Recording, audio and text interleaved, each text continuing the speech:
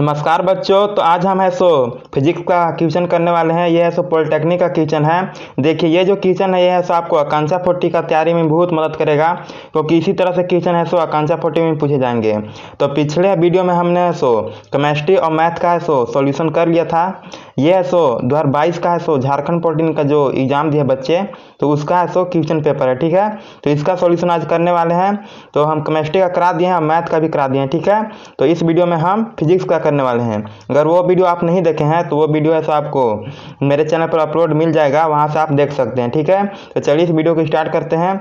ये बहुत हेल्प करेगा आपको दोस्तों आकांक्षा 40 की तैयारी में। ठीक है, तो वीडियो को अंत तक देखिएगा। देखिए अगर आप सीरियस हैं तभी इस वीडियो को देखिए, क्योंकि हम ऐसे अच्छे से डिटेल में आपको बताएंगे। ठीक है, इधर देखिए हिंदी क्वेश्चन दिया गया है और इधर इंग्लिश दिया गया है। ठीक है, तो आप दोनों देख सकते हैं। तो चलिए हम ऐसे एक एक क्वेश्चन लेकर आपको समझाते हैं। यहाँ पर पहला क्वेश्चन बोल रहा है विच of the following is not a vector quantity. इसमें से ऐसो कौन वेक्टर क्वांटिटी नहीं है। वेक्टर को सदिश राशि बोलते हैं। ओके, तो सदिश राशि कौन नहीं है, तो इसका आंसर हो जाएगा स्पीड। ठीक है, स्पीड है सो वेक्टर क्वांटिटी नहीं है। ये है सो कौन क्वांटिटी है, ये इसको बोलते हैं स्केलर क्वांटिटी। ओके, इसको क्या बोलते हैं, scalar quantity. Speed scalar quantity में आता है, ये वेक्टर क्वांटिटी नहीं है। ठीक है, क्यों नहीं है, वेक्टर क्वांटिटी में क्या होता है, देखिए वेक्टर क्वांटिटी में सो किसी एक डायरेक्शन में है सो फोर्स लगता है। ठीक है, चाहे वर्क होता है। लेकिन स्पीड है सो आप इधर उधर कहीं भी चलिए तो स्पीड से ही चलिएगा। ठीक है, तो बी ऑप्शन सही हो जाएगा, वेक्टर क्वांटिटी स्पीड नहीं है। ओके, चलिए अगला क्वेश्चन देखते हैं। Which of the flowing could not be a unit of acceleration. And इसमें से है सो कौन है सो एक्सेलरेशन का यूनिट नहीं है। एक्सेलरेशन है सो हिंदी में त्वरण भी बोलते हैं। ठीक है, तो त्वरण का है सो मात्रक कौन नहीं है, ये आपको बताना है इसमें से। तो इस क्वेश्चन का आंसर है सो आपका है सो सी ऑप्शन सही हो जाएगा। देखिए इसमें है सो स्क्वायर नहीं लगा, लेकिन सब में सो स्क्वायर लगा है। और कैसे है चलिए आपको डिटेल बताते हैं। ठीक है, देखिए भी इक्वल टू क्या होता है, v equal to u plus a t, आप पढ़े होंगे क्लास 9 में। ओके, तो ए इक्वल टू क्या हो जाएगा, भी माइनस यू अपॉन टी। ठीक है, ये होगा। अब भी माइनस यू क्या होता है, भी माइनस यू आपको पता है वेलोसिटी होता है। ठीक है, वेलोसिटी होता है। तो वेलोसिटी को हम लोग ऐसे भी डायरेक्शन शो करते हैं अपॉन टी। ठीक है, भी का जो एसाइंड होता है वेलोसिटी का, वेलोसिटी का एसाइंड होता है मीटर पर सेकेंड। ठीक है, मीटर पर सेकेंड। और नीचे टाइम का एसाइंड क्या होता है, सेकेंड होता है, तो नीचे सेकेंड कर देंगे। ओके, जब इसको सॉल्व करेंगे तो क्या आ जाएगा, मीटर पर सेकेंड स्क्वायर। ठीक है, तो इस तरह से आएगा। एक्सेलरेशन का एसाइंड क्या हो गया, मीटर पर सेकेंड स्क्वायर। ठीक है, तो मीटर पर सेकेंड स्क्वायर किस में है देख लेते हैं। देखिए मीटर को ऐसा किलोमीटर में कर दिया है, यानी पहला ऑप्शन सही है। ओके, देखिए इसमें भी है सो मीटर को सेंटीमीटर में चेंज कर दिया है, ये भी सही है। ठीक है, और इसमें देखते हैं मीटर पर सेकेंड स्क्वायर, ये तो सही है ही। ठीक है, लेकिन इसमें देखिए ऑप्शन सी में क्या है, ऑप्शन सी में है सो सेकेंड स्क्वायर नहीं है, सिर्फ किलोमीटर पर सेकेंड है। अगर स्क्वायर आता तब ये सही होता है, लेकिन यहाँ पर बोल रहा है कौन यूनिट नहीं है, तो एक्सेलरेशन का कौन यूनिट नहीं है, सी ऑप्शन से हो जाएगा, किलोमीटर पर सेकेंड। ये है सो एक्सेलरेशन का यूनिट नहीं है। तो चलिए अगला क्वेश्चन देखते हैं। आई होप आप समझ गए होंगे। 103 में बोल रहा है a bus increase his speed from 36 kilometre per hour to 72 kilometre per hour in 10 second is acceleration. देखिए क्या क्या बोल रहा है, 30 किलोमीटर से है सो स्पीड से चल रहा था एक। ठीक है, इसके बाद यहाँ पर देखिए 72 किलोमीटर पर आवर की स्पीड से चलने लगा। ठीक है, 10 सेकेंड में स्पीड बढ़ा लेता है अपना। ओके, तो उसका एक्सेलरेशन क्या होगा, तो आपको पता है एक्सेलरेशन इक्वल टू क्या होता है, भी माइनस यू अपॉन टी, अभी आपको बताएं। ओके, तो यहाँ पर भी क्या था, भी यहाँ पर क्या रहता है, फाइनल। तो फाइनल डिस्टेंस मतलब फाइनल स्पीड क्या था, यहाँ पर 72 था, सबसे लास्ट में 72 पहुँच गया था इसका। 72 माइनस कितना होगा 36। ठीक है, स्टार्टिंग 36 से चल रहा था। ओके, और टाइम कितना है 10 सेकेंड। तो 72 में से 36 जाएगा तो कितना होगा बताइए, तो 72 में से 36 जाएगा तो यहाँ पर क्या हो जाएगा, 72 में से 36 जाएगा तो हाँ ठीक है 36 आ जाएगा। ओके, आप जब माइनस कीजिएगा इसको तो, और नीचे 10 से डिवाइड करेंगे। ओके, तो इसको डिवाइड करेंगे तो कितना आएगा 3.6। ठीक है, 3.6 metre per second square. Okay, आप जो ये डिवाइड है इसको हटाते हैं तो इसको इस तरह से भी लिख सकते हैं 3.6 मीटर सेकेंड और -2 पर लिखते हैं। ओके, तो ऑप्शन नंबर कौन सही हो जाएगा, ऑप्शन नंबर सी सही हो जाएगा। चलिए अगला क्वेश्चन देखते हैं। देखिए बहुत सारा क्वेश्चन है 9 से पूछा है और आकांक्षा में भी है 9 से बहुत सारा क्वेश्चन पूछेगा, तो आपको अच्छे से तैयारी करना है, ठीक है। The slope of A speed time graph gives, तो इसका आंसर क्या हो जाएगा यहाँ पर, इसका आंसर है एक्सेलरेशन हो जाएगा। देखिए कैसे होगा आपको बताते हैं। यहाँ बोल रहा है the slope of A speed time graph, यानी जो ये ग्राफ जा रहा है इस तरह से ग्राफ जाता है, ठीक है। तो ये जो स्पीड टाइम ग्राफ जा रहा है, ओके, तो ये क्या शो करता है, तो ये एक्सेलरेशन ही शो करता है। देखिए क्या होता है, यहाँ से स्पीड में गया, ऊपर गया, यहाँ पर 4 में मैक्सिमम हो गया, ओके, यहाँ पे अब फिर नीचे आ गया, यानी यहाँ पर शुरुआत हुआ था, शुरुआत को क्या लिखते हैं, यू लिखते हैं और लास्ट में भी, ठीक है। तो यहाँ पर क्या हो रहा है, चेंज इन स्पीड हो रहा है, ठीक है। तो चेंज इन स्पीड को क्या बोलते हैं हम लोग, एक्सेलरेशन बोलते हैं, ओके। तो ऑप्शन नंबर 3 सही हो जाएगा, ऑप्शन नंबर सी सही हो जाएगा, ओके। तो अगला क्वेश्चन देखते हैं, इसी तरह से आपको बताएंगे अच्छे से। अगला क्वेश्चन बोल रहा है विच of the following is correct relation, इसमें है सो कौन है सो सही फॉर्मूला दिया गया आपको पूछ रहा है, ठीक है। तो ऑप्शन नंबर फर्स्ट एकदम सही है, V = U + AT होता है, आपको पिछले अभी क्वेश्चन में बताए हैं, V = U + AT, okay. Class 9 में पढ़ना था, ओके, तो ये आपको याद रखना है, ऑप्शन फर्स्ट सही हो जाएगा। चलिए अगला क्वेश्चन देखते हैं 106 the inertia of a moving object depends on, Hindi में भी आप पढ़ सकते हैं गतिमान वस्तु का जड़त्व निर्भर करता है। तो इसका आंसर क्या होगा, तो इसका आंसर से आपका है सो मास ऑफ द ऑब्जेक्ट हो जाएगा। देखिए मास पर डिपेंड करता है, ठीक है। देखिए मान लीजिए आप ऐसे एक बस में ऐसे ट्रेवल कर रहे हैं, ओके, और आपको ऐसे जो ड्राइवर है वो ऐसे एकदम ब्रेक मारता है, गाड़ी का जो ड्राइवर वो ऐसे एकदम से ब्रेक मारता है। तो अगर आपका मास है सो ज़्यादा होगा तो आप है सो कम है सो आगे की तरफ है सो बेंड होइएगा, लेकिन अगर आपका मास यानी आप कम वजन में है तो आप है सो ज़्यादा बेंड होइएगा, ठीक है। तो इनर्शिया यही होता है, यानी आप है सो जब कोई भी एक बैग है सो फोर्स लगता है तो आप कितना आगे बेंड होते हैं, ओके। तो देखिए किस पर डिपेंड किया, यहाँ पर मास पर किया, यानी आपका वजन कितना है, तो मास ऑफ द ऑब्जेक्ट सही हो जाएगा, ओके। तो ऑप्शन सी सही है। अगला क्वेश्चन देखते हैं 107। तो 107 क्या बोल रहा है, जब टूथपेस्ट को दबाया जाता है, ठीक है, टूथपेस्ट को, ओके, जिससे हम ब्रश करते हैं लेकर के टूथपेस्ट, ठीक है, तो जब उसको दबाया जाता है तो उसका आकार परिवर्तित हो जाता है, इसके लिए कौन सा बल उत्तरदायी है, ठीक है। तो देखिए जब इसको हम टूथपेस्ट को दबाते हैं, इधर से भी दबाते हैं, इधर से भी दबाते हैं, तभी तो बाहर निकलता है और उससे हम ब्रश करते हैं, ठीक है। तो जब टूथपेस्ट को हम दबाते हैं, ठीक है, तो ये कौन सा फोर्स लगता है और इसका तो शेप चेंज कर देता है वो फोर्स, ठीक है। तो देखिए इसका आंसर हो जाएगा बैलेंस्ड फोर्स, ठीक है, ऑप्शन में सही हो जाएगा। देखिए आपको कैसे दिखाइए बताते हैं। देखिए जब हम इस पर फोर्स लगाते हैं तो दोनों तरफ से लगाते हैं, ठीक है, चापते हैं दोनों उंगली से, ओके, इधर से भी और इधर से भी, ठीक है, तभी तो बाहर निकलता है टूथपेस्ट, ठीक है। तो दोनों तरफ से लगाते हैं, तो जब दोनों तरफ से लग रहा है तो बैलेंस्ड फोर्स लग रहा है, ठीक है। तो ऑप्शन नंबर फर्स्ट ही सही होगा। इधर देखिए ये सब जो और फोर्स है ये है सो सेंटर में लगता है, ठीक है, तो सेंटर में कहीं नहीं लगाते हैं हम लोग, दोनों तरफ से लगाते हैं, तो बैलेंस्ड फोर्स इसमें लगता है, ओके। तो ऑप्शन नंबर फर्स्ट सही हो जाएगा। अनबैलेंस्ड फोर्स नहीं लगता है, अनबैलेंस्ड फोर्स है सो शेप चेंज कभी नहीं करता है, तो ऑप्शन ए सही हो जाएगा। चलिए अगला क्वेश्चन देखते हैं 108। बहुत ही आसान क्वेश्चन था। The rocket works on the principle of conservation of, जो रॉकेट होता है, ओके, तो वो है सो कौन सा प्रिंसिपल पर काम करता है, ओके, तो ये आपसे पूछ रहा है। तो इसका आंसर है सो मोमेंटम हो जाएगा, ठीक है, ऑप्शन सी सही है एकदम। देखिए जब है सो रॉकेट है सो ऊपर की ओर जाता है, ठीक है, इस तरह से ऊपर की ओर ही जाता है रॉकेट, तो इसमें क्या लगता है, मोमेंटम ही लगता है, ठीक है, इसमें मोमेंटम ही लगता है, ठीक है। अब मोमेंटम का फॉर्मूला आपको बता देते हैं। मोमेंटम का फॉर्मूला क्या होता है, m × v, यानी मास इंटू वेलोसिटी, ठीक है। तो ये देखिए वेलोसिटी यहाँ पर कैसे आया, क्योंकि देखिए ये तो डायरेक्शन में एक डायरेक्शन लगता है, इसलिए वेलोसिटी आया, ठीक है, स्पीड नहीं आया, क्योंकि वेलोसिटी यहाँ डायरेक्शन लग रहा है, तो इसलिए यहाँ पर वेलोसिटी आया, ठीक है। और कुछ इसका मास होगा रॉकेट का, तो ये एक डायरेक्शन लग रहा है और मास कुछ होगा, तो इसीलिए मोमेंटम मतलब कंजर्वेशन ऑफ मोमेंटम में काम करता है रॉकेट, ठीक है। तो ऑप्शन सी सही हो जाएगा 108 का। अगला क्वेश्चन देखते हैं 1 newton is equal to, 1 newton कितना होता है, ठीक है, और ये डाइन में पूछ रहा है, ठीक है, कितना डाइन होता है 1 न्यूटन इक्वल टू, तो आपको पता है। तो इसका आंसर सिंपल हो जाएगा, 1 न्यूटन इज इक्वल टू होता है 10⁵, यानी 1 पर 5 जीरो, ठीक है। तो 1 पर 5 जीरो हम बैठाते हैं तो है सो उतना डाइन होता है 1 न्यूटन इक्वल टू, ठीक है। तो ऑप्शन नंबर फर्स्ट से हो जाएगा, -5 नहीं कर लिख दीजिएगा, 1 newton equal to 10⁵ option number first सही हो जाएगा। अगला क्वेश्चन देखते हैं 110।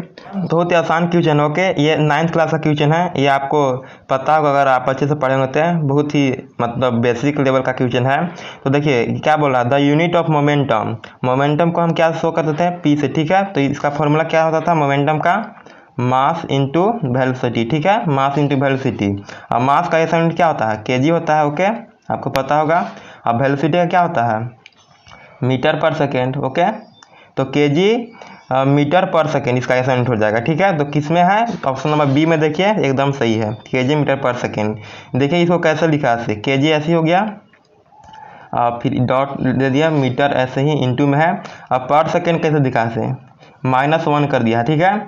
जब इसको डिवाइड को हटाते हैं तो ऊपर -1 कर देते हैं तो डिवाइड में आ जाता है, ठीक है। तो ऑप्शन नंबर फर्स्ट सही हो जाएगा, सॉरी सेकेंड सही हो जाएगा, KG metre per second okay. ये केजी मीटर पर सेकेंड ही लिखा गया है क्योंकि -1 ऊपर लिखा है वो डिवाइड ही में है, ठीक है। तो इसको इस तरह से भी लिख सकते हैं, तो ऑप्शन बी सही है। चलिए अगला क्वेश्चन देखते हैं, बहुत आसान था। Rate of change of momentum, तो मोमेंटम का फॉर्मूला क्या बताया आपको, मास इंटू वेलोसिटी। और चेंज ऑफ मोमेंटम हो रहा है, ठीक है, तो यानी पी चेंज हो रहा है तो वेलोसिटी भी चेंज होता है, तो क्या होता है एक्सेलरेशन होता है ओके। तो मास इंटू एक्सेलरेशन हो जाएगा, भी ऐसो एक्सेलरेशन बन जाएगा, क्योंकि यहाँ पर मोमेंटम अगर चेंज हो रहा है तो वेलोसिटी भी चेंज होगा ओके। लेकिन मास हमेशा सेम रहता है, ठीक है, हमेशा सेम रहेगा, लेकिन मास सेम रहता है। तो मास इंटू एक्सेलरेशन क्या होता है फोर्स होता है okay, mass into acceleration force ही होता है, तो फोर्स लिख सकते हैं। तो ऑप्शन नंबर कौन सही हो जाएगा, फर्स्ट सही हो जाएगा, ऑप्शन फर्स्ट सही है एकदम। Rate of change of momentum is equal to force, option A सही है। आप हिंदी में भी क्वेश्चन पढ़ सकते हैं, इधर हिंदी में भी दिया गया है। हम ऐसा थोड़ा इंग्लिश में आपको समझाते हैं क्योंकि हम थोड़ा इंग्लिश मीडियम में ही पढ़े थे, तो इसीलिए ज़्यादा हम ऐसे इंग्लिश में समझाते हैं। आप हिंदी में भी समझ सकते हैं दोस्तों। तो इधर ऐसे हिंदी में भी क्वेश्चन दिया गया है। देखिए आकांक्षा 40 में ऐसा आपको इंग्लिश में ही पढ़ाया जाएगा, वहाँ हिंदी का कोई व्यवस्था नहीं है, तो थोड़ा हिंदी मीडियम को ऐसा दिक्कत होता होगा, हम समझ रहे हैं। तो चलिए अगला क्वेश्चन करते हैं 112। क्वेश्चन नंबर 112 क्या बोल रहा है यहाँ पर, क्वेश्चन नंबर 112 से थोड़ा आसान है, समझने का सिर्फ प्रयास कीजिएगा ओके। तो देखिए हिंदी में आपको समझाते हैं। 50 किलो द्रव्यमान, मतलब द्रव्यमान मतलब क्या हुआ मास, ठीक है। तो एक लड़का है, उसका द्रव्यमान कितना है 50 kg, मैदान में खड़ा है, ठीक है, फील्ड में एक खड़ा है, और उस पर है सो कितना न्यूटन का सो फोर्स बल लगता है 500 न्यूटन का, ठीक है। तो मास है इसका 50 kg, ठीक है, और फोर्स कितना लगा रहा है ग्राउंड पर, फोर्स इक्वल टू 500 न्यूटन, ठीक है, 500 न्यूटन का फोर्स लगा रहा है एक 50 kg का लड़का ओके। तो मैदान द्वारा लड़का पर लगाया बल कितना होगा, यानी जो फील्ड है वो कितना बल लगाएगा उस बॉय पर। तो देखिए क्या होता है ऐसे, अगर न्यूटन का थर्ड लॉ आपको पता होगा तो उसमें क्या होता है मतलब इक्वल है और अपोजिट है रिएक्शन होता है, ठीक है। तो जितना फोर्स है सो बॉय लगा रहा है ग्राउंड पर, उतना ही फोर्स है सो ग्राउंड भी बॉय पर लगाएगा, ठीक है। अपोजिट एंड इक्वल फोर्स लगता है, ठीक है। तो ऑप्शन नंबर कौन सही हो जाएगा 500 न्यूटन, डी ऑप्शन सही हो जाएगा। मतलब ग्राउंड भी है सो 500 ही न्यूटन का फोर्स लगाएगा बॉय पर, ऑप्शन डी सही हो जाएगा। आप थर्ड न्यूटन पढ़े होंगे, थर्ड लॉ पढ़े होंगे न्यूटन का ओके, तो ऑप्शन डी सही है। अगला क्वेश्चन करते हैं इसी तरह से। क्वेश्चन नंबर 113 देखते हैं क्या बोल रहा है यहाँ पर, ठीक है, हिंदी में समझते हैं, अच्छे से समझ में आएगा आपको। 5 न्यूटन बल द्वारा, ठीक है, फोर्स कितना है 5 न्यूटन ओके, 5 न्यूटन बल द्वारा 20 किलोग्राम की वस्तु पर, 20 किलोग्राम यानी मास दिया गया है 20 kg ओके, 20 kg, उस वस्तु पर उत्पन्न त्वरण बताइए। मतलब त्वरण मतलब क्या होता है बोले तो एक्सेलरेशन, त्वरण मतलब एक्सेलरेशन। तो एक्सेलरेशन आपको बताना है मीटर पर सेकेंड स्क्वायर में क्या होगा। तो देखिए अगर आपको पता है force equal to mass into acceleration होता है, ये आपको पता ही होगा अच्छे से, बहुत ही फेमस फार्मूला है। तो फोर्स कितना है 5 दिया गया है, और मास कितना है, मास मेरे को 20 है, ठीक है, और एक्सेलरेशन फाइंड करना, ठीक है, ए फाइंड करना है। तो ए इक्वल टू क्या हो जाएगा 5 अपॉन, इधर मल्टीप्लाई से डिवाइड में होगा, इसको काटेंगे तो कितना आएगा 0 पॉइंट, यहाँ पर 0 मतलब 50 होगा, तो 20 दूनी 40, और फिर 10 बचेगा, यानी फिर 0 बैठा 100, तो 20 × 25 100, ठीक है। तो 0.25 metre per second square, metre per second square, ठीक है। तो ऑप्शन में कौन सा हो जाएगा सी ऑप्शन सही हो जाएगा 0.25 मीटर पर सेकेंड स्क्वायर। तो इस तरह से आपको बनाना था अच्छे से। ओके, तो ऑप्शन सी सही है एकदम। अगला क्वेश्चन देखते हैं आप। क्वेश्चन नंबर 114 क्या बोल रहा है, बहुत ही आसान था थोड़ा सा, अगर आप 9th क्लास से पढ़े होंगे तो देखिए बोल रहा है अकॉर्डिंग टू केपलर्स लॉ के planetary motion is, planetary motion क्या होता था, उसको फाइंड करने का फॉर्मूला क्या होता था। ठीक है, केपलर्स लॉ के द्वारा बताइए आप। तो देखिए केपलर्स लॉ कितने थे, 3 थे टोटल। ओके, और तीसरा लॉ के हिसाब से, ठीक है, तीसरा लॉ के हिसाब से क्या था, T square is directly proportional to R cube, यही था फॉर्मूला। तो कौन ऑप्शन सही हो जाएगा, ऑप्शन नंबर देखिए 3rd सही हो जाएगा, सी ऑप्शन। थोड़ा इधर उधर कर दिया है, आर क्यूब है तो पहले लिख दिया है, फिर टी स्क्वायर बाद में लिखा है। ठीक है, तो ऑप्शन नंबर कौन सही हो जाएगा, ऑप्शन सी सही हो जाएगा। R cube is directly proportional to T square. Okay, T square क्या होता है, टाइम स्क्वायर, और आर क्या होता है, रेडियस मतलब होता है जो यहाँ पर स्फेयर का जो है रेडियस है वो होता है। 115 बोल रहा है the weight of an object at the centre of the earth of radius R is. ठीक है, तो इसको हिंदी में समझ लीजिए अगर आपको समझ में नहीं आ रहा तो, आर त्रिज्या के पृथ्वी के केंद्र पर। ठीक है, या इस तरह से स्फेयर एक तरह से है, एक पृथ्वी स्फेयर ही है। ओके, तो आर मतलब रेडियस। ठीक है, तो जो स्फेयर का जो रेडियस है, ठीक है, यहाँ पे जो केंद्र है यानी जो बीच में है, तो उस वस्तु पर क्या भार होगा ये आप पूछ रहा है। ठीक है, केंद्र पर वस्तु का क्या भार होगा ये आपको पूछ रहा है, यानी कोई यहाँ पर वस्तु रख दिया गया है। ठीक है, पृथ्वी पर कोई वस्तु रख दिया गया है तो केंद्र पर क्या भार होगा, तो केंद्र पर क्या होगा, यहाँ पर ये तो 90 डिग्री है। ठीक है, तो 90 डिग्री पर क्या होता है, 0 होता है, मतलब भार, वेट कितना होता है, 0 होता है। तो ऑप्शन में कौन सही हो जाएगा, ऑप्शन ए सही हो जाएगा, 0। चलिए अगला क्वेश्चन करते हैं इसी तरह से, बहुत आसान था। क्वेश्चन नंबर 116 देखते हैं क्या बोल रहा है, which one of the following is not the unit of energy. ठीक है, तो कौन है सर एनर्जी का यूनिट नहीं है। ठीक है, तो देखिए एनर्जी का तो जूल होता है, ये सबको पता है, ये तो है। ठीक है, और न्यूटन मीटर भी होता है, ये आपको याद रखना है। ठीक है, न्यूटन मीटर भी होता है।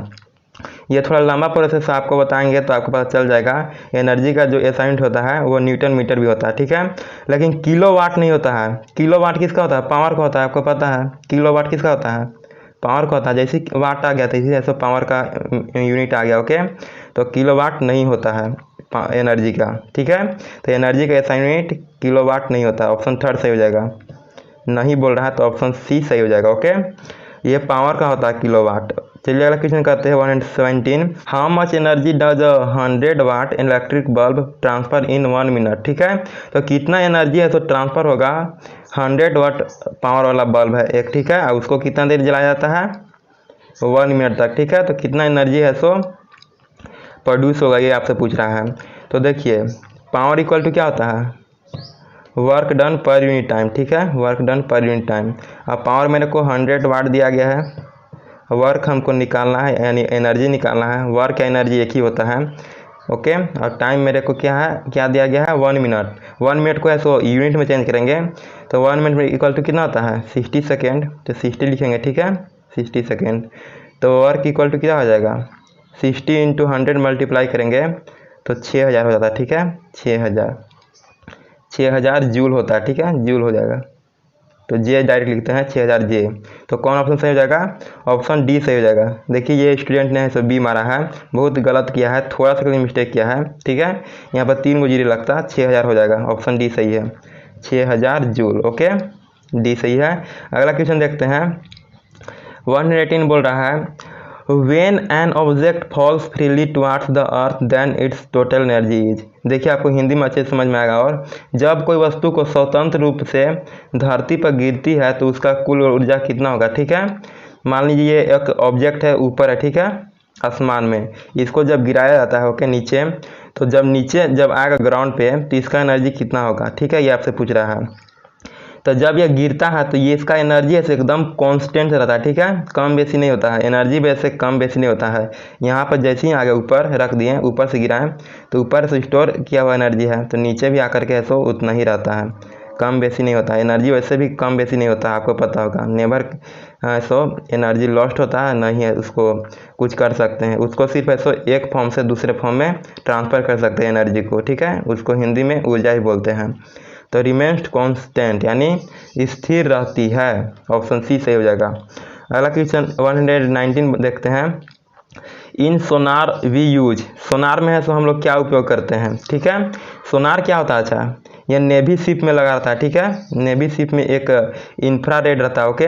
वो है सो यहाँ से एक रे छोड़ता है, और ये जब रे छोड़ता है ये वेव होता है, ओके।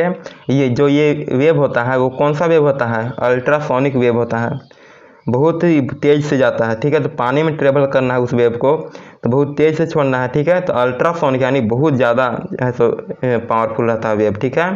तो इसमें क्या यूज किया जाता है, अल्ट्रासोनिक वेव यूज किया जाता है। क्यों यूज किया जाता है, ताकि आगे कुछ अगर खतरा है, यानी नीचे मान लीजिए बहुत बड़ा आगे जाके पहाड़ है, ठीक है, अब वो तो अंदर पानी में है, आगे जाके टकरा सकता है, नेवी का जो शिप है वो टकरा सकता है। तो वो है सो जो वेव है वो पहले ही डिटेक्ट कर लेता है कि आगे है सो क्या क्या खतरा है, यहाँ से वेव छोड़ता है इस शिप से, और आगे टकर के अगर वापस आ गया, ठीक है, बहुत जल्दी, तो वो पता चल जाता है। वो टेक्निकल टीम जानते हैं कैसे होता है, वो सब नहीं जाना है। तो कौन सा वेव होता है, अल्ट्रासोनिक वेव, ऑप्शन ए सही हो जाएगा।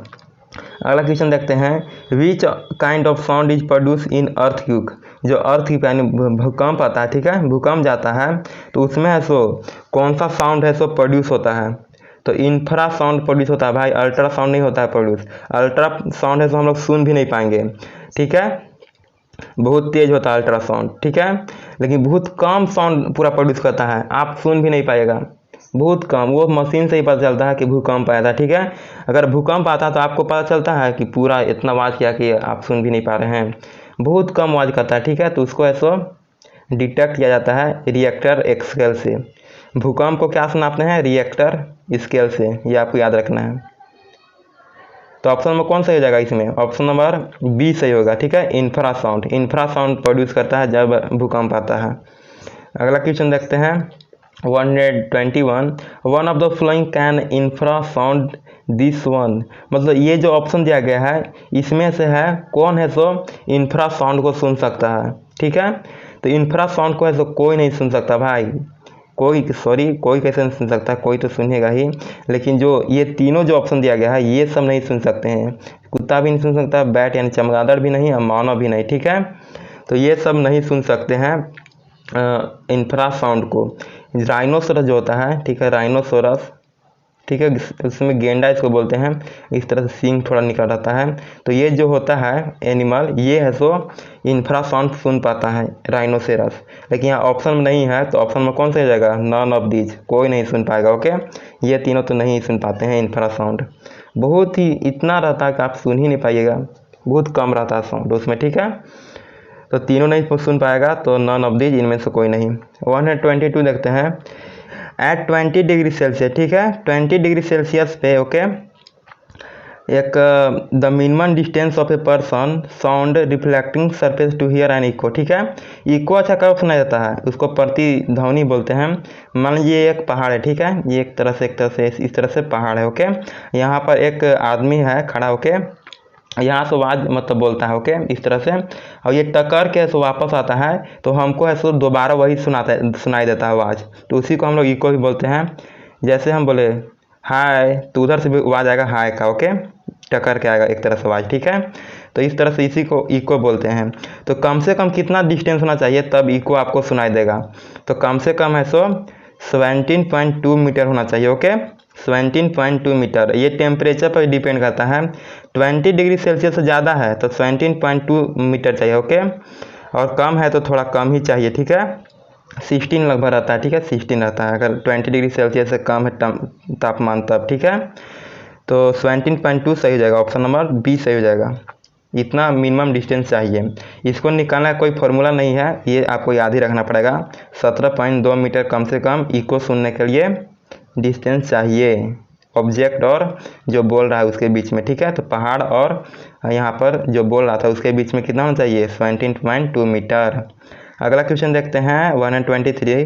क्वेश्चन नंबर 123 क्या बोल रहा है, इसको हिंदी में पढ़ते हैं।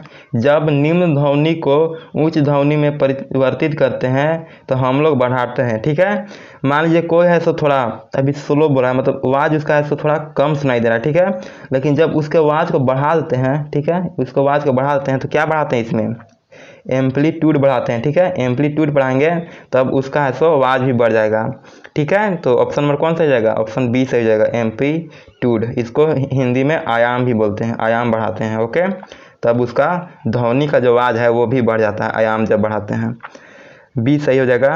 124 देखते हैं, the value of g on the surface of moon. ठीक है, यानी चंद्रमा की सतह पर जी का मान कितना होता है, यानी उसका वैल्यू कितना होता है। जी मतलब क्या हुआ, ग्रेविटी का। ठीक है, तो ग्रेविटी का वैल्यू कितना होता है चांद पर, पृथ्वी की सतह से कम। हाँ भाई, पृथ्वी की सतह से कम होता है। अब कितना कम होता है वो आपको बता देते हैं, 1/6। ठीक है, तो मान लीजिए है सो यहाँ पर क्या होता है, पृथ्वी पर है सो आपका 6 न्यूटन ग्रेविटी है, तो मून पर है सो सिर्फ 1 न्यूटन ग्रेविटी रहेगा। ओके, तो ये कम रहता है पृथ्वी से चांद पर, तो ऑप्शन ए सही हो जाएगा, less than that of earth. अगला ऑप्शन पढ़ने का जरूरत ही नहीं है, ऑप्शन फर्स्ट ही सही हो जाएगा। ओके, जब आप चंद्रमा पर जाइएगा तो वहाँ पर ग्रेविटी कम रहता है, इसी के कारण है सो वहाँ पर लोग तैरते हैं। अगर आप जो वहाँ पर एस्ट्रोनॉट लोग जाते हैं वहाँ पर, अगर आप अच्छे से वीडियो में देखते होंगे मोबाइल पर, तो वहाँ पर तैरते हुए दिखाया जाता होगा, क्योंकि वहाँ पर ग्रेविटी कम होता है पृथ्वी के कंपेरिजन में। ओके, तो चलिए अगला क्वेश्चन करते हैं, which of the flowing relation is correct. तो इसमें से सो कौन सा है सो संबंध सही है, ये आपको बताना है। ओके, इसका आंसर है सो ऑप्शन नंबर फर्स्ट हो जाएगा। ठीक है, G = GM/2। ठीक है, यही फॉर्मूला आता है GM/2। जी यहाँ पर क्या है, बड़ा जी यूनिवर्सल ग्रेविटेशन है। ठीक है, अब इसका वैल्यू कितना आता है, 6.022 × 10⁻⁻11। ठीक है, Newton metre per second square, यही इसका वैल्यू होता है। ओके, ये आपको याद रखना है, बड़ा जो जी है इसको यूनिवर्सल ग्रेविटेशन बोलते हैं। ओके, तो चलिए अगला क्वेश्चन देखते हैं, यही से हो जाएगा नीचे R²। ओके, चलिए अगला क्वेश्चन देखते हैं आप, ऑप्शन ए सही है, G = ये होता है, ये फॉर्मूला है, क्लास 9 में पढ़ना था। The value of G is maximum at, जो G का वैल्यू है यानी ग्रेविटी का जो वैल्यू है वो सबसे ज़्यादा कहाँ पे होता है, ये आपको बताना है। मतलब पोल पे होता है, यानी ध्रुव पे होता है, ऊपर जो पोल होता है नॉर्थ पोल और नीचे साउथ पोल। ओके, तो यहाँ पर होता है, या इक्वेटर पर होता है, यानी ये जो यहाँ पर होता है इक्वेटर, इस तरह से इस पर होता है, ये आपको पूछ रहा है। ठीक है, इक्वेटर 0 डिग्री पर होता है, तो कहाँ पर सबसे ज़्यादा ग्रेविटी होता है ये आपसे पूछ रहा है। इसका आंसर है सो पोल हो जाएगा। ठीक है, ध्रुव पर होता है। ये क्यों होता है, अच्छा देखिए, इस तरह से पृथ्वी है पूरा स्फीयर टाइप के। ठीक है, यहाँ पर देखिए नॉर्थ पोल, यहाँ पर साउथ पोल। ठीक है, और यहाँ पर सेंटर है। ठीक है, तो इससे जो क्लोजनेस है यानी ठीक है सेंटर और पोल का, ये बहुत है सो कम रहता है। तो जितना कम रहता है उतना ही वैल्यू ज़्यादा होता है। ठीक है, तो मैक्सिमम सबसे ज़्यादा यहाँ पर होता है। ये जो ऊपर है, ऊपर से अगर करेंगे तो यहाँ पर नहीं होता है, लेकिन जो पोल से होता है वो है सो सबसे कम है सो डिस्टेंस रहता है सेंटर से, इसीलिए है सो पोल पे है सो ज़्यादा ग्रेविटी रहता है, जी रहता है। ओके, तो ऑप्शन ए सही हो जाएगा, 8 पोल। अगला क्वेश्चन देखते हैं, which of the following material can not be use to make lens. Lens बनाने में है सो कौन सा मटेरियल यूज नहीं किया जाता है। ये क्लास 10 का है सो NCERT का जस्ट क्वेश्चन पूछ दिया है, आसानी से आपको बता दिएगा। क्ले, मिट्टी का यूज ऐसा नहीं किया जाता है लेंस बनाएगा तो। ठीक है, डी सही हो जाएगा। 120 देखते हैं, which of the following lenses which you would prefer to use while reading a small letter found in dictionary. Dictionary आप पढ़ रहे हैं, ठीक है, तो वो जो पढ़ रहे हैं उसको पढ़ने के लिए कौन सा यूज लेंस करेंगे ये आपसे पूछ रहा है। ठीक है, कोई छोटा लेटर मिल गया तो उसको ऐसा आप दूर से ही है सो उस लेटर को बड़ा कैसे देख पाइएगा, तभी आप अच्छे से सो उस वर्ड को देख पाइएगा। तो ये कौन सा लेंस यूज करते हैं इसके लिए सो कॉन्वेक्स लेंस तो यूज करते ही हैं, लेकिन कितना है सो सेंटीमीटर का कॉन्वेक्स लेंस करते हैं यूज, मतलब फोकल लेंस उसका कितना होता है, तो उसका 5 सेंटीमीटर होता है। ठीक है, 50 सेंटीमीटर नहीं होता भाई, कितना दूर से देखेगा, थोड़ा नज़दीक से ही तो पढ़ेगा उसको देख करके, दूर से पढ़ेगा तो दिखेगा भी नहीं। ओके, तो ऑप्शन सी सही हो जाएगा। ये convex lens focal length 5 centimetre, ज़्यादा नहीं होना चाहिए, 50 सेंटीमीटर थोड़ा ज़्यादा हो जाता है। ठीक है, तो उतना दूर से नहीं देख पाइएगा अच्छे से, 5 सेंटीमीटर सही है, तो ऑप्शन सी सही है। ओके, चलिए अगला क्वेश्चन करते हैं। अगला क्वेश्चन बोल रहा है the lens formula is, lens formula क्या होता है, तो ये आपको पता ही होगा, 1/f = 1/v - 1/u। ये किसका होता है, लेंस का होता है। ठीक है, ये लेंस फार्मूला ये हो गया। अगर यहाँ पर मिरर फार्मूला पूछ देता तो यहाँ पर प्लस हो जाता है। ओके, सिर्फ यहाँ पर प्लस हो जाता है, मिरर में प्लस हो जाता है और लेंस में माइनस हो जाता है, तो ऑप्शन नंबर कौन सा हो जाएगा, ए सही हो जाएगा, क्योंकि यहाँ पर लेंस पूछा है। अगला क्वेश्चन देखते हैं, the least distance of distinct vision of a young adult with normal vision is, ठीक है। तो सबसे न्यूनतम दूरी क्या होती है एक व्यक्ति को अच्छे देखने के लिए, स्पष्ट दूरी कितनी होती है? 25 सेंटीमीटर। ऑप्शन सी सही है। 131 the human I forms the image of A object. जो ह्यूमन आई है वो है सो ऑब्जेक्ट कहाँ उसका इमेज फॉर्म होता है? रेटिना पे। डी सही है। अगला क्वेश्चन देखते हैं। क्वेश्चन नंबर 132 क्या बोल रहा है? क्वेश्चन नंबर 132 क्या बोल रहा है? Magnification produce by a rear view mirror is fitted in vehicle. अच्छा, व्हीकल में कौन सा मिरर रहता है? आपको पता ही होगा, कुछ इस तरह का मिरर रहता है, इधर पॉलिश रहता है। इसको हम लोग कॉन्वेक्स मिरर ही बोलते हैं। ये है सो कोई भी बड़ा इमेज को छोटा करके दिखाता है, ठीक है। कोई भी बड़ा इमेज को छोटा कर देता है उस मिरर में।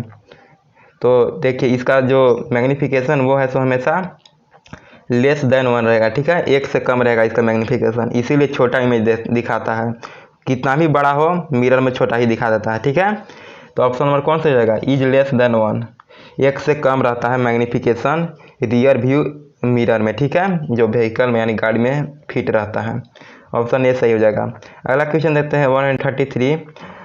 If you image appears erect the mirror, ठीक है, यानी आपका जो इमेज है वो ऐसा कैसा बन रहा है? सीधा। इरेक्ट मतलब सीधा बन रहा है, तो वो मिरर कौन सा होगा ये आपसे पूछ रहा है। तो आइदर प्लेन हो सकता है या कॉन्वेक्स हो सकता है, ठीक है। प्लेन मिरर में तो सीधा ही बनता है इमेज, आपको पता होगा, लेकिन कॉन्वेक्स मिरर में भी सीधा इमेज बनता है हमेशा, ठीक है। तो ऑप्शन नंबर डी सही हो जाएगा। अगला क्वेश्चन देखते हैं। कॉन्वेक्स मिरर में बनता है, अगर आप अच्छे से पढ़े होंगे 10th को, ठीक है, मिरर इमेज में आपको पता ही होगा, सिर्फ सीधा ही बनता है कॉन्वेक्स मिरर में हमेशा। तो ऑप्शन नंबर डी सही है इसका। 134 which part of an eye can donate after death, यानी मरने के बाद भी है सो आप कौन सा ऑर्गन को डोनेट कर पाइएगा? जो आँख का जो ऑर्गन होता है उसमें से कौन सा ऑर्गन को आप डोनेट कर पाइएगा आप मरने के बाद भी? तो कॉर्निया। कॉर्निया ऑप्शन सही हो जाएगा, ऑप्शन ए। ओके, अगला क्वेश्चन देखते हैं। The image formed on retina, जो रेटिना पर इमेज फॉर्म होता है वो है सो कैसा होता है? Real and inverted. हाँ भाई, वास्तविक और उल्टा होता है। तो आपको सीधा क्यों दिखता है? ये भी एक प्रश्न आपके माइंड में आता होगा। देखिए रेटिना पर है सो उल्टा ही इमेज फॉर्म होता है, लेकिन जो माइंड है वो है सो सीधा करता है, ठीक है। माइंड है सो वो ऑब्जेक्ट को सीधा करके दिखाता है। तो ऑप्शन नंबर ए सही हो जाएगा, रियल एंड इन्वर्टेड। रेटिना पर रियल और इन्वर्टेड इमेज बनता है। 136 देखते हैं। Which of the following is mirror image. Formula क्या होता है मिरर इमेज का, ये आपको पूछ रहा है, ठीक है। तो अभी तुरंत बताते हैं। इसमें प्लस होता है 1/f 1/v प्लस 1/u, ठीक है। मिरर में प्लस और लेंस में माइनस, तो यहाँ मिरर पूछ रहा है तो प्लस हो जाएगा, ठीक है। तो ऑप्शन ए सही हो जाएगा। चलिए अगला क्वेश्चन देखते हैं अब। 137 में क्या बोल रहा है? The assignment of A power. Power का असाइनमेंट क्या होता है? डायोप्टर। ऑप्शन ए सही है। अकॉर्डिंग टू स्नेल्स लॉ, ठीक है, स्नेल्स लॉ के द्वारा बताइए जो यहाँ पर कांस्टेंट यानी यू क्या होता है? कांस्टेंट रिफ्रैक्टिव इंडेक्स जो होता है, इसको रिफ्रैक्टिव इंडेक्स भी बोलते हैं, इसको डिनोट इसी से कहते हैं। तो ये जो रिफ्रैक्टिव इंडेक्स होता है ये है सो क्या होता है स्नेल्स लॉ के द्वारा बताइए? तो sine i upon sine r होता है, ठीक है, sine i upon sine r, ठीक है, यही होता है। तो ऑप्शन नंबर ए सही हो जाएगा। अगला क्वेश्चन देखते हैं इसी तरह से। The distance between pole and principal focus of a mirror is known as, ठीक है। तो देखिए यहाँ क्या बोल रहा है, इस तरह से एक मिरर मान लेते हैं, ओके। यहाँ पर इस तरह से यहाँ पोल रहता है, आपको पता है यहाँ पोल रहता है और यहाँ पर फोकस रहता है, ठीक है। इस तरह से आप इमेज बनाएंगे तो यहाँ फोकस से लेकर के ये जो पोल है इस डिस्टेंस को क्या कहते हैं हम लोग? फोकल लेंथ बोलते हैं, ओके। ऑप्शन ए सही हो जाएगा। फोकांतर मतलब हिंदी में अगर बोले तो फोक आंसर बोलते हैं, ऑप्शन ए सही हो जाएगा, ओके। चलिए अगला क्वेश्चन करते हैं। 140 में क्या बोला है? Power of a lens is equal to, तो पावर का फॉर्मूला क्या होता है? सीधा पूछा है, पावर इक्वल टू 1/f, ठीक है। ऑप्शन ए सही हो जाएगा। 10th में यह पूरा अच्छे से बताया गया है, पूरा नॉर्मल फार्मूला है, आपको पता होगा। Change in the path of a light ray it passes from a medium to another medium is known as, ठीक है। देखिए कोई यहाँ पर हार्ड नहीं है, आराम से समझ लीजिए। कोई एक रे ऑफ लाइट जा रहा है, ठीक है, ये है सो मान लीजिए ये हवा से जा रहा है यानी एयर से जा रहा है और पानी से गुजरते हुए जा रहा है, ठीक है, वाटर से। तो ये क्या हो रहा है यहाँ पर, एक मीडियम से, एयर अलग मीडियम है और वाटर अलग मीडियम है। तो जब एक मीडियम से दूसरे मीडियम में जाता है रे ऑफ लाइट, तो ये है सो बेंड कर जाता है, ठीक है। तो जो बेंड करता है तो इसको क्या कहते हैं, रिफ्रैक्शन ऑफ लाइट, ठीक है, ये रिफ्रैक्ट हो रहा है। तो ऑप्शन नंबर बी सही हो जाएगा, रिफ्रैक्शन ऑफ लाइट। ओके, अगला क्वेश्चन है the unit of current, current का यूनिट क्या होता है, एम्पियर, ऑप्शन ए सही है। और कूलाम का क्या होता है, सॉरी कूलाम पर सेकेंड इसका कुछ हो भी नहीं करता है। कूलाम का क्या होता है, डायरेक्ट चार्ज का कूलाम होता है, ओके, चार्ज का कूलाम। लेकिन यहाँ पर करंट पूछ जाते हैं, एम्पियर सही हो जाएगा, option A. How many surface bound in a prism, ठीक है, जो प्रिज्म होता है, ठीक है, तो उसमें है सो कितना सरफेस रहता है, यानी उसका कितना है सो सतह रहता है, तो किस तरह से डिजाइन रहता है ये आपको बताना है। तो आप फोटो में देख रहे होंगे कितना सरफेस यहाँ पर है, ऑप्शन है सो सी से हो जाएगा, पाँच जगह से है सो सरफेस से बांधा रहता है, ठीक है, आप इमेज में भी देख सकते हैं, 5 जगह से है सो गोले गोले से रहता है सरफेस, ठीक है, ऑप्शन सी से हो जाएगा। तो क्वेश्चन नंबर 144 क्या बोला है, if mass of a body is m kg and velocity is v metre per second then kinetic energy can be represent as, ठीक है, डायरेक्ट यहाँ पर फॉर्मूला पूछा है, ये आपको कुछ दिमाग नहीं लगाना है।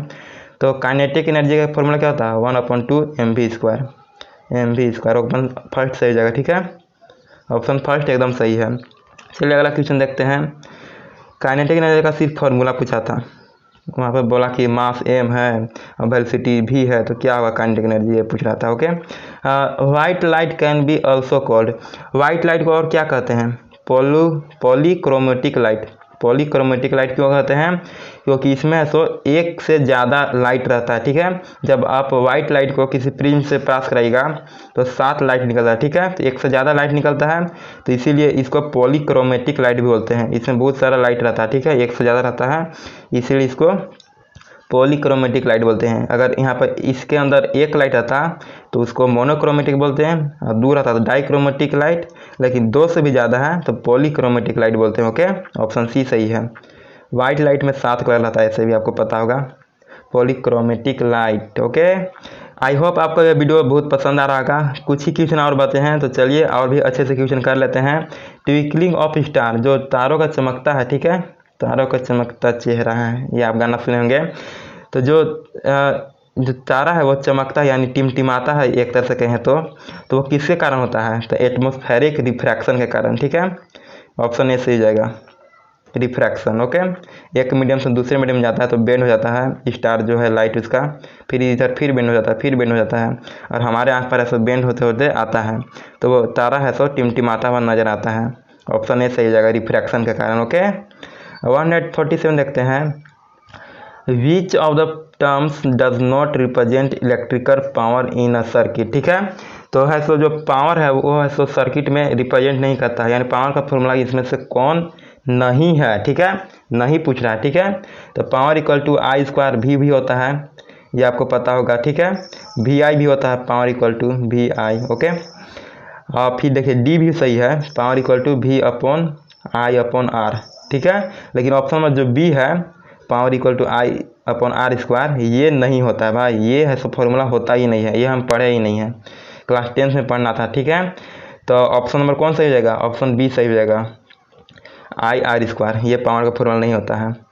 चलिए अगला क्वेश्चन देखते हैं, 148, an electric bulb connected to a 220 volt generator, ठीक है, कितना वोल्ट दिया है, 220 वोल्ट, द करेंट इज इतना, करेंट कितना है 0.50 एम्पियर। ओके, तो what is the power, power पूछ रहा है, तो पावर इक्वल टू अभी आपको बताएं, ये फॉर्मूला था VI, तो V कितना है 220 और करेंट 0.5। ओके, नीचे 10 आ जाएगा, 5 दूनी 10, इसको काटेंगे तो 110, तो 110 वाट होगा, पावर का एसाइंड वाट होता है इसलिए वाट हो जाएगा, तो ऑप्शन नंबर ए सही जाएगा 110, ठीक है।